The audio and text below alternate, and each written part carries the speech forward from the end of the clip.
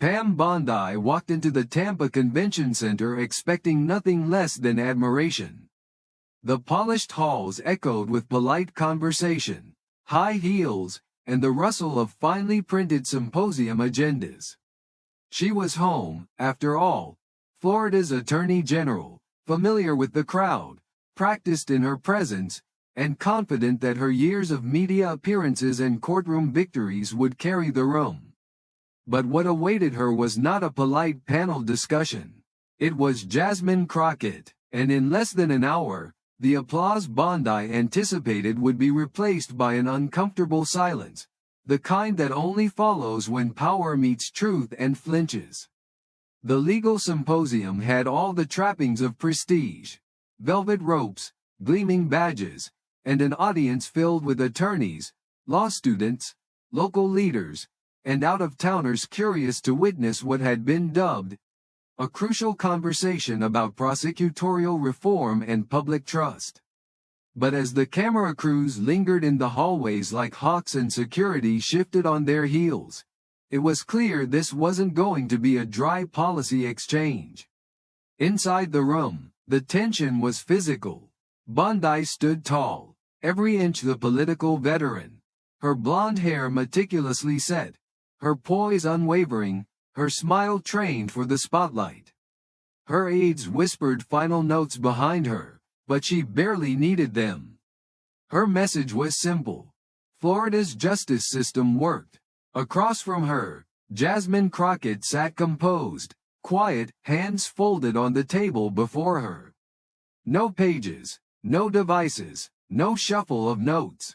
She wore a black blazer, her natural curls pinned neatly, her eyes scanning the room, not for approval, but for readiness.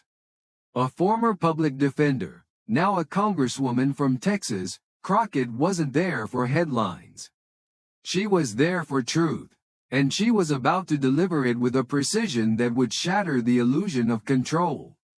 The moderator, a professor from Tulane, tapped the mic nervously, his voice already cracking as he welcomed the audience and introduced the topic.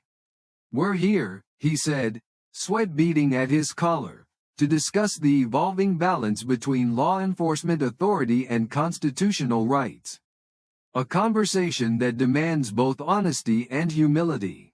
But as he turned the floor over to Bondi first, it was clear humility wouldn't be the currency of the day. Bondi stepped to the podium, thanking the professor, the audience, and finally, turning ever so slightly toward Crockett, her fellow panelist. "Though I'm not sure we always agree on what justice means," she quipped, drawing a few uneasy chuckles. Crockett didn't move. Bondi pressed on, presenting slides of crime statistics, increased prosecution rates, and shortened conviction timelines. "We don't soften sentences to look progressive," she said. "We protect our communities." Her voice was steady, her smile confident. She cited numbers, offered examples, and framed her message with a seasoned grace that came from years of courtroom and camera experience. But underneath the polish, there was something else, a sharpness, a refusal to acknowledge that justice could be more than retribution. As Bondi concluded her initial remarks, the applause was polite but muted. The room was waiting, not for stats, but for clarity. The moderator turned to Crockett. She exhaled once, adjusted her mic, and leaned forward, not toward Bondi, not toward the moderator, but toward the people. Her eyes swept the audience, and her voice, measured, calm, undeniable, cut through the room like a scalpel. "I want to thank Attorney General Bondi," she began, pausing just long enough for the tension to settle, because she reminded us all that justice isn't just about numbers. It's about lives. There were no theatrics, no raised voice. Just clarity. "I didn't start in Congress," she continued. "I started in Dallas County, defending people who couldn't afford a voice." She spoke of boys thrown into adult courts, of plea deals pushed for metrics, of mothers crying in visitation rooms. And then, slowly, she turned to face Bondi. Experience, she said, isn't about podiums. It's about proximity to pain. And I've been close. Her words struck like lightning in a dry forest. Bondi interrupted, her voice edged with irritation. So your solution is to make it harder to prosecute violent offenders? She asked. Crockett didn't blink. No, my solution is to stop pretending that faster and harsher always means better. Murmurs stirred. Journalists scribbled. Bondi tried to retake ground, citing families who wanted justice, prosecutions that brought closure. But Crockett wasn't playing defense. She told the story of Reggie Hawthorne, a 19-year-old jailed for 14 months over a belt buckle mistaken as a weapon. No conviction, no apology, just a lost year and a broken life. Her voice never wavered. She didn't need slides. She had names. When speed becomes the goal, she said, mistakes become inevitable. And in this system, mistakes cost people their futures. Silence followed. Not polite silence, heavy silence. Bondi leaned forward again, trying to steer the room back. You're cherry-picking, she insisted. For every Reggie, there are dozens of families who got justice through swift prosecution. Crockett didn't flinch. Let me tell you about Mariah Coleman, she said. 6 years old, shot in Tallahassee. Her killer still walks free because prosecutors mishandled evidence, rushed it. They wanted a headline, not justice. She exhaled. Now her mother visits a grave. The moderator looked pale. Bondi looked cornered. And the room, once hers, was gone. The energy had shifted, not because Crockett shouted, but because she spoke the truth with surgical focus. She turned again to the audience. You talk about protecting victims, she said, but what about the 16-year-old swept into the system, unable to get a job years later because of a nonviolent charge? What about their future? She didn't ask for applause. But it came, a slow clap from the back row. Then another. It wasn't performative, it was real. Bondi reached for the mic again, her voice fraying. We have internal oversight, she started. Internal oversight isn't oversight, Crockett said, her voice crisp. That's like grading your own test and calling yourself valedictorian. Even the moderator cracked a breathy half-laugh. The audience was now fully with her. A woman stood. Congresswoman Crockett, she said, what do you say to people who are afraid?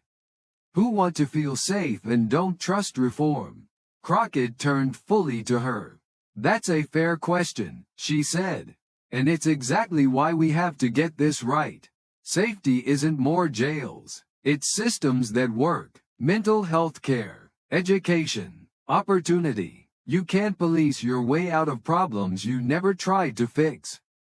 Her answer wasn't political, it was human. And that's when something snapped, not in the crowd, but in Bondi. Her polished demeanor cracked, her smile faded, and she left the stage without meeting Crockett's eyes. No smile for cameras, no rebuttal, just a quiet exit. Crockett remained, surrounded not by lights, but by people, students, defenders, even judges, waiting to speak with her. No victory lap, no media blitz, just presence. And by the time she left the building, the footage was already online. A clip. Bondi's pointed jab followed by Crockett's cold reply. I was standing beside the Constitution. You should try it sometime. It went viral, not because it was loud, but because it was right. More than 1 million views in 24 hours. Law schools reached out. Advocates quoted her. Even conservative pundits begrudgingly admitted she had raised real questions. But Crockett said little. It's not about me, she told a Capitol reporter. It's about the people who never get a seat at that table. And in law schools, legal circles, and dusty policy offices across the country, something began to shift. Quietly, but steadily. Because what Jasmine Crockett brought that day wasn't just fire. It was focus, and the kind of clarity that doesn't just shift a room, it echoes. Pam Bondi's office issued a press release the next day. It was crisp, carefully worded, and thoroughly neutral. Attorney General Bondi was honored to participate in a robust exchange of ideas at the Tampa Legal Symposium. She remains committed to keeping Florida communities safe. There was no mention of Crockett, no reference to the now viral clip, no acknowledgement of the room that had turned, the narrative that had shifted, or the questions that refused to die down. But the silence itself spoke volumes. Within a week, the ripple effect had become undeniable. Advocacy groups began referencing Crockett's remarks in training presentations. Law school professors rewrote their criminal justice lectures to include a case study. What happened in Tampa? Podcasts broke the moment down frame by frame. And while some right-leaning media outlets tried to spin it as a partisan ambush, the substance of Crockett's words, her clarity, her composure, kept cutting through. Hashtags trended. Public defenders in smaller counties began organizing around Crockett's talking points.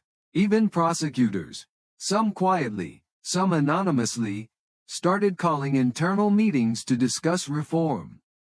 The national discourse had been pierced by something rare. A moment of unshakable truth spoken in the plain voice of someone who had seen the ground-level cost of injustice and refused to look away. Bondi, meanwhile, kept a low profile.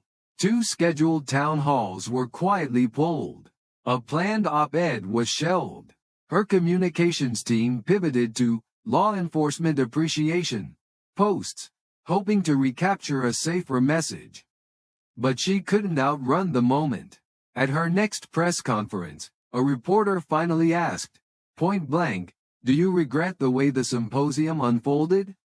Bondi hesitated, just for a beat. Then, "No regrets, just reflections." But the room didn't buy it. The questions kept coming, and this time, they weren't softball inquiries about budget priorities. They were about oversight, transparency, sentencing disparities. The ground beneath her was shifting.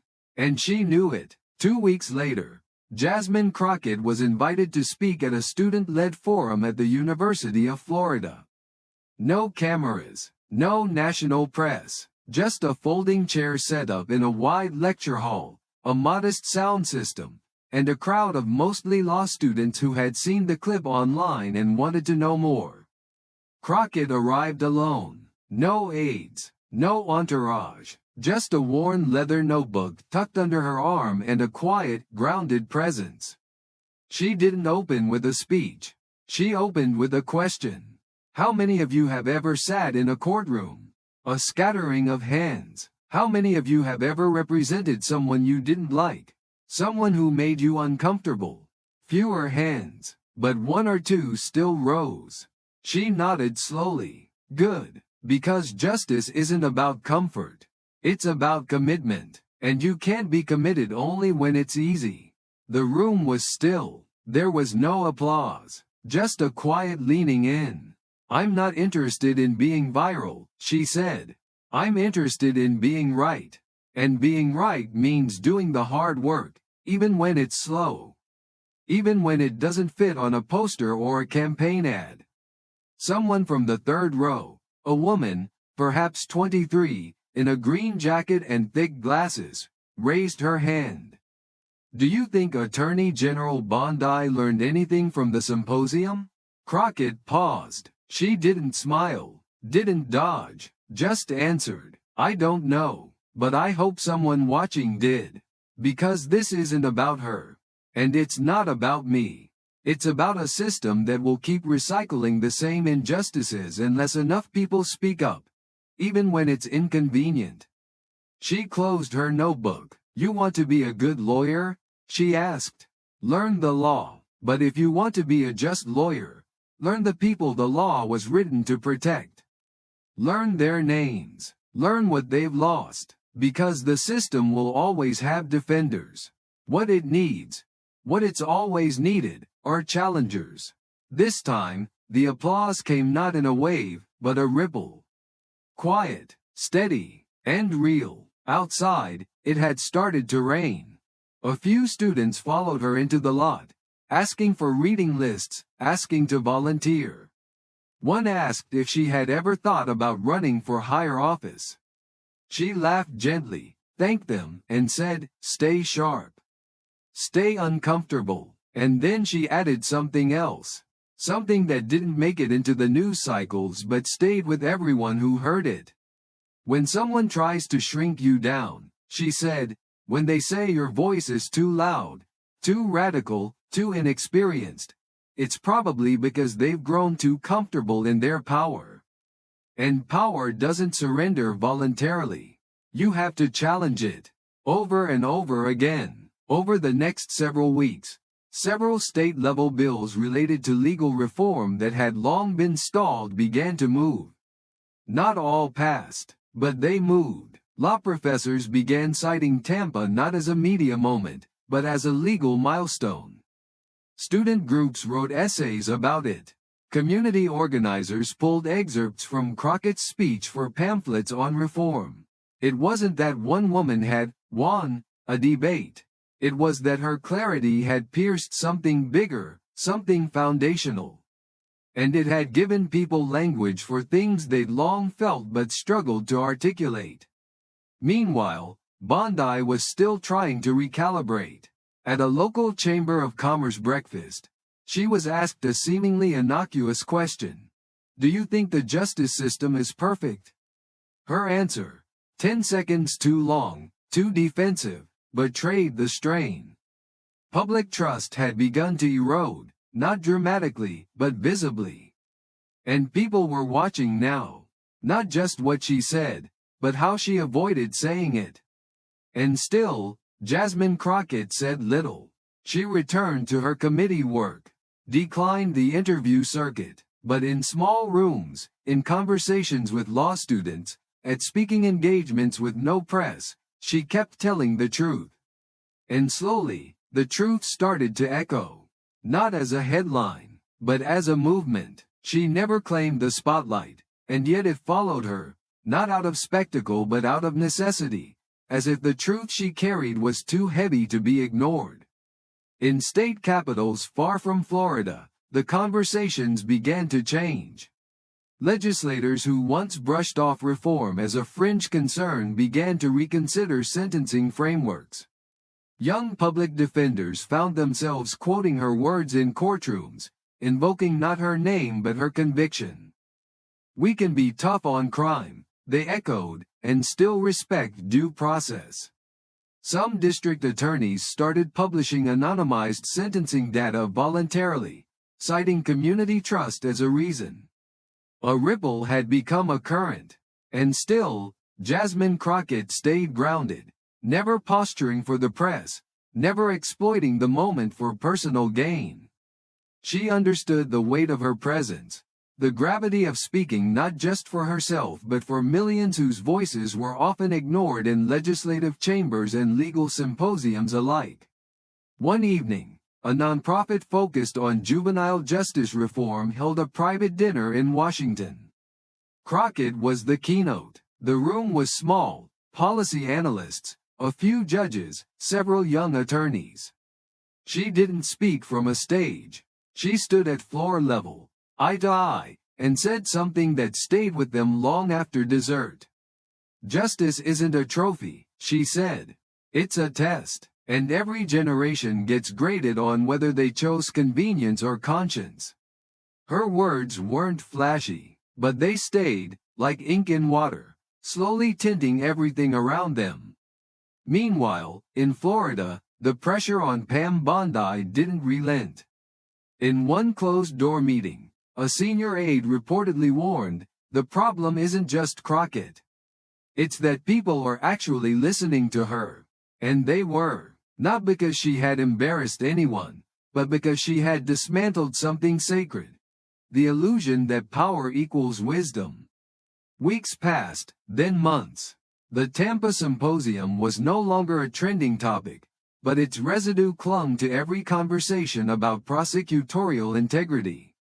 Conservative think tanks tried to frame Crockett's remarks as anti-law enforcement, but the footage told a different story. Her tone had never been anti-police.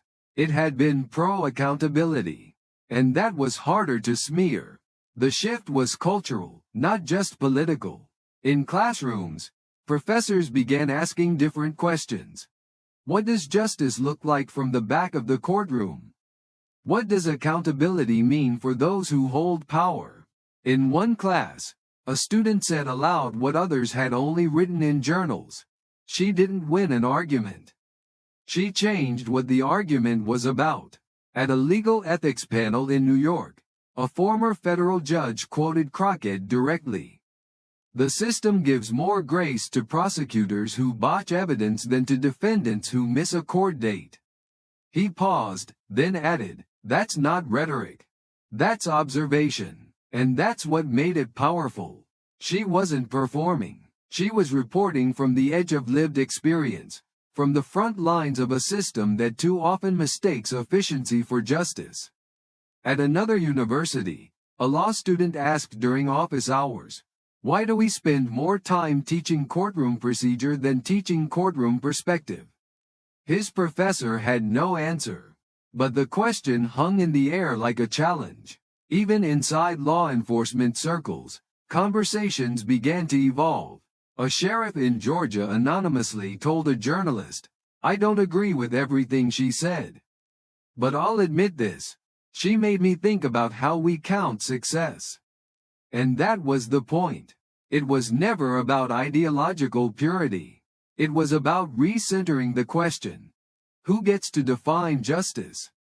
And for whom? Pam Bondi, facing growing scrutiny, shifted strategy. She held a closed-door roundtable with community leaders, allowing no press. Afterwards, her team released a statement. "The Attorney General remains committed to ensuring safety and fairness in our judicial processes." But in the corridors of policy and in the corners of legal Twitter, the story had moved on. And in its place stood not a debate, but a reckoning. Because what Jasmine Crockett did in that moment, what she continues to do quietly, steadily, isn't just about language. It's about light. She didn't demand the cameras.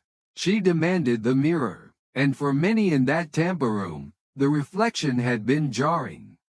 One public defender who had been in the audience that day later wrote in a blog post, "It was the first time I saw someone articulate our daily struggle without flinching. She gave it weight. She gave it form." Another attendee, a retired prosecutor, called it the sharpest rebuke of prosecutorial arrogance I've ever seen, because it came wrapped in humility, not ego.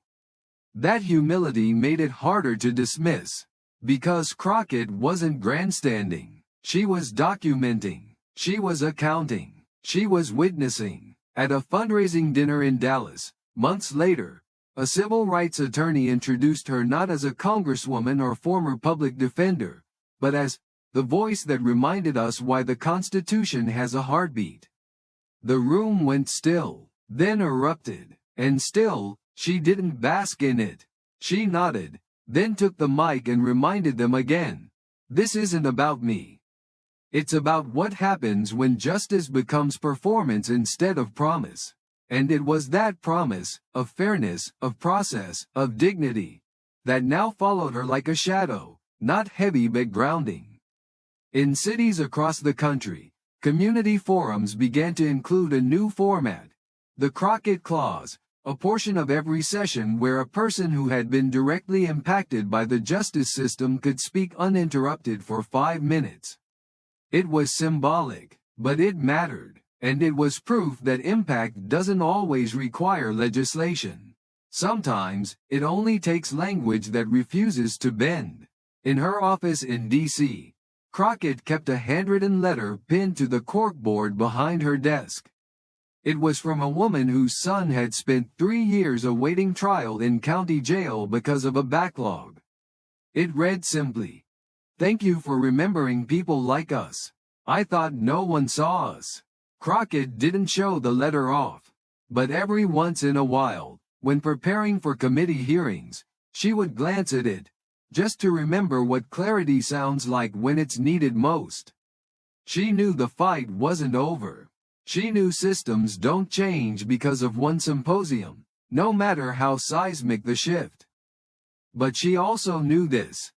Every time someone refuses to look away, refuses to stay silent, refuses to make peace with convenient lies, a little more truth gets through.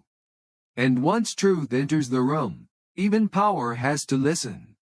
It wasn't just that the system had been challenged. It was that someone had finally stood in front of the machinery and named what it was doing, not with anger, but with unmistakable clarity. And that clarity rippled into places Crockett would never even see. In Mississippi, a circuit judge cited her words in a courtroom while denying a rushed plea deal, stating, "Justice is not a calendar to be cleared. It's a life to be understood." In Oregon, a first-year law student used Crockett's Tampa moment as the thesis for a paper on due process erosion. And in Florida, quietly but undeniably, something began to move. State prosecutors, under growing public attention, initiated their own internal reviews. They didn't broadcast it, but they started asking themselves the uncomfortable questions. How often were cases being pushed forward with limited evidence? How many plea bargains were offered simply to meet performance metrics? The data was messy, but the mirror had been placed in front of them, and now it couldn't be moved without consequence. One evening, Crockett was invited to speak at an invitation-only policy dinner in Atlanta. The crowd was older, wealthier, the kind that rarely clapped without consulting their own reputations first.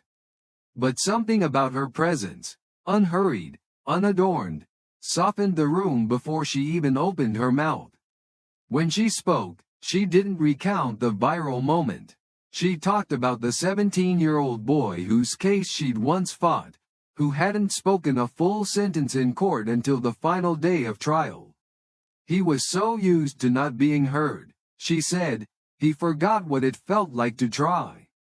And the room, filled with donors and legal powerhouses, went quiet.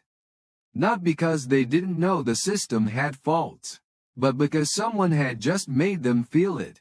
Meanwhile, Bondi's media team continued to try to recalibrate her image. She leaned harder into traditional public safety messaging, appeared on morning shows, and hosted roundtables with sheriffs. But the questions followed her, not shouted, but softly embedded in the tone of every interview. How are you ensuring fairness? What's being done to prevent wrongful prosecution? Is the system adaptable? They weren't aggressive, but they didn't need to be. The public had seen the alternative, and the alternative had spoken with unflinching grace. Crockett herself never gloated. If anything, she became even more measured in the weeks that followed. When reporters asked if she planned to challenge for a Senate seat, she declined to speculate. "There's work to do now," she said. "Let's not skip steps just because we're chasing seats." That line, like so many others, didn't trend. But it resonated, and in halls of government, where ambition is usually loud, her restraint was interpreted as something rare: integrity. At a policy summit in Chicago, a panel was devoted entirely to the future of prosecution. The closing keynote speaker, a federal judge with decades of experience, ended his remarks with a reference that hadn't been in his prepared notes. "Congresswoman Crockett," he said, "reminded us all that when you speak with the Constitution at your back, you don't need to shout." And that was it. That was the shift. Not a revolution with banners and chants, but a reshaping of conversation. In classrooms, on podcasts, in bar association meetings. It was subtle, but it was seismic, because while Crockett hadn't asked to become a symbol, she had become something more dangerous to the status quo, an example. The kind others could point to and say, it can be done differently. And better. In D.C., she kept her days full. She sat on judiciary subcommittees. She reviewed policy drafts. She mentored younger staffers who were still trying to find their voice in rooms that weren't built for them. But what she never did was soften the message. One evening, during a closed strategy session, a colleague suggested she tone it down a bit for broader appeal. Crockett didn't get defensive. She just said, "If people are more comfortable with the problem than the truth, that's not my fault." And that was the end of it. At a Bar Association gala 6 months after the symposium, a video montage played during dinner.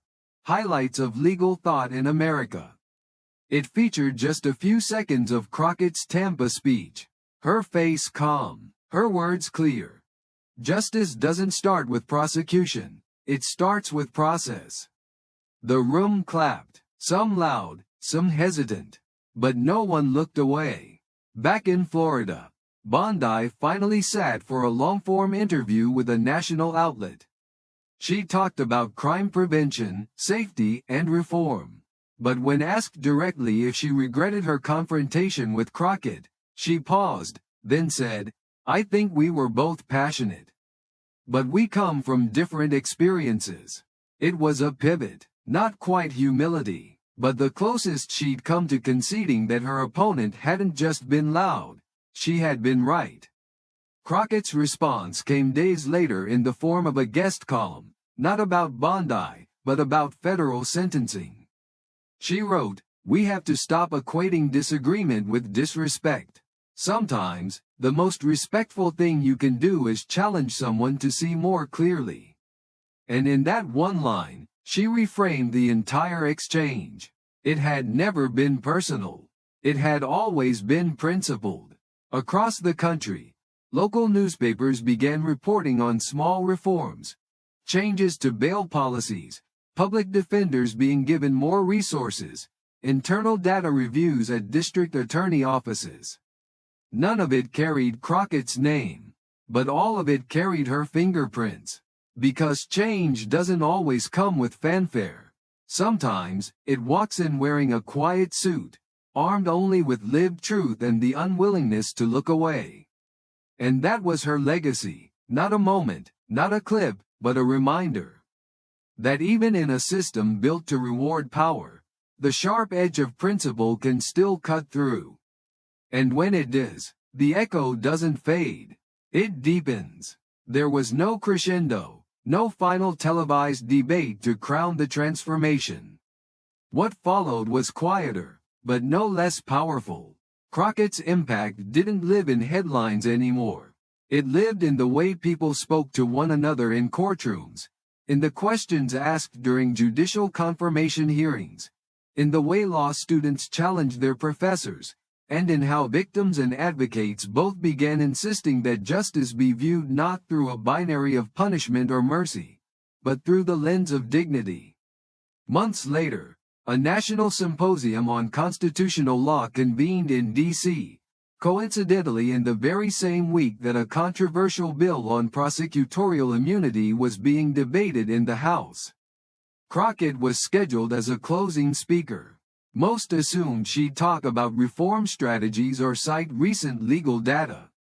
Instead, she told a story. It was about a grandmother in Texas who had written her, not asking for help, but to say thank you.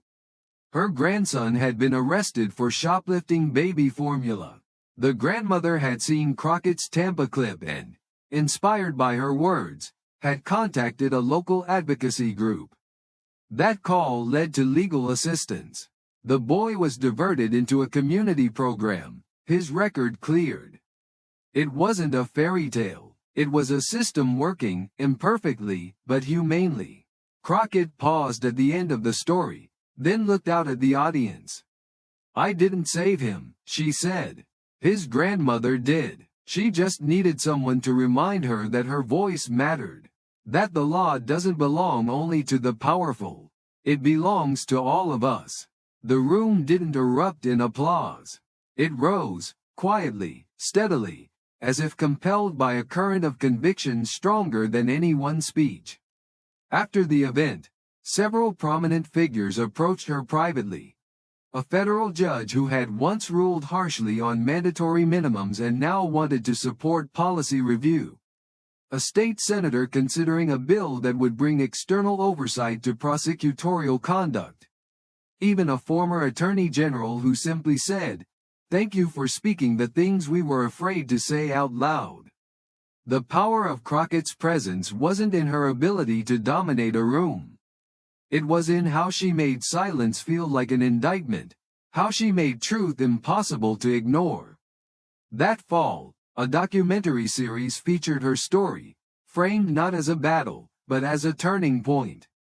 Viewers weren't just inspired, they were educated.